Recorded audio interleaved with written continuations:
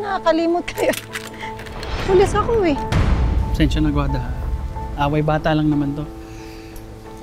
Sige na, anak. Humihingi ka ng dispenser. Man, ano ka ba? Bakit anak mo magsasorry? Hayaan mo na. Parang wala nang gulo. Sige na. Sorry na, Carlos. Ganyan. Kala ko papalag kayo. Ulitin niyo na. Turuan niyo anak niyo.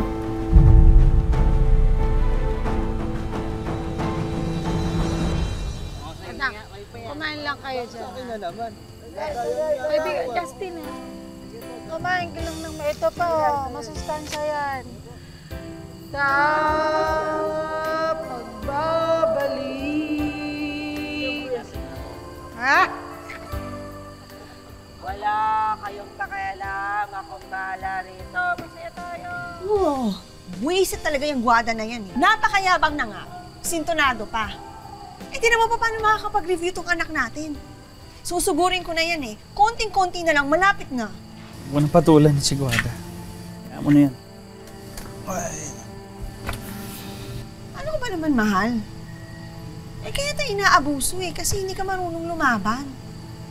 Eh, mas matapang pa yung baka ni Totoy sa'yo eh. Mahalang akin lang. Ayoko ng gulo. Hindi mo naman takbo ng utak ng Guada ni. Baka anong gawin nun sa atin? Sige, inom.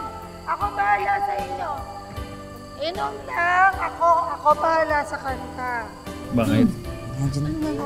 Bakit? Laglag pa ako. Ano yun? Nay, Tay, wag na po kayo mag-away. Nakakapag-review naman ako eh. Ang iniisip ko lang, kailangan kong graduate.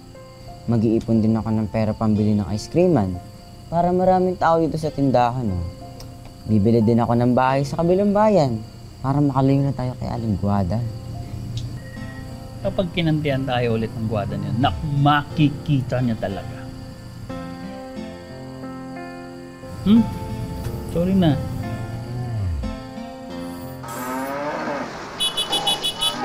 Baka to, oh. Ay!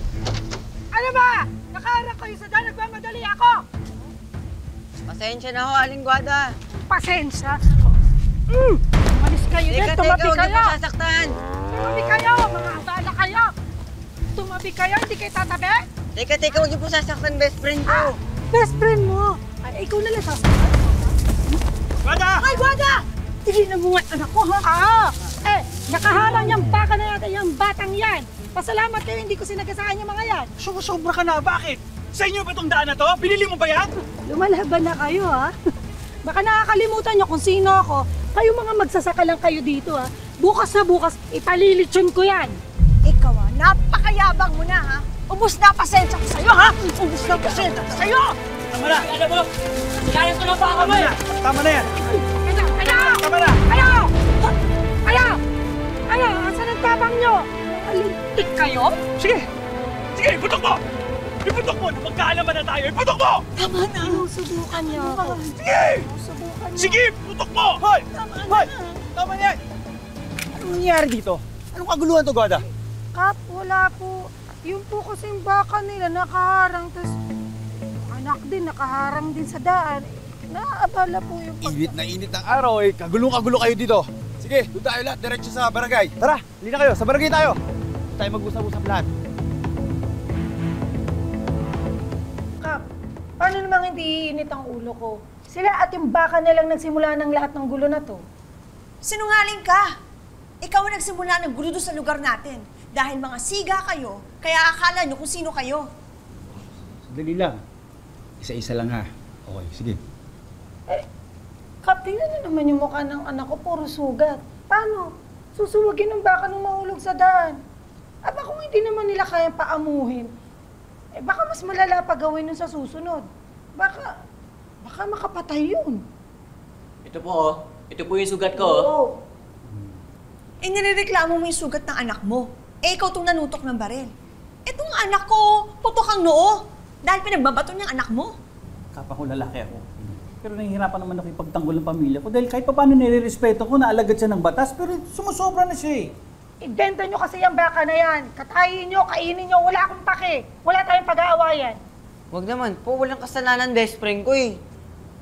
Teka, kalma lang tayo ha. Kaya tayo nandito sa barangay para ayusin natin lahat. Sa'yo, Guada, ilalapit ko kay Hepe ang reklamo sa'yo. Harassment ang ginawa mo. Pero yun mo, nanuto ka ng baril. At kayo naman, Trix at Loreline, kapag hindi nyo napaamo ang baka, nanalakit na ito ng maraming tao, siguro dapat alisin na natin to sa lugar nyo.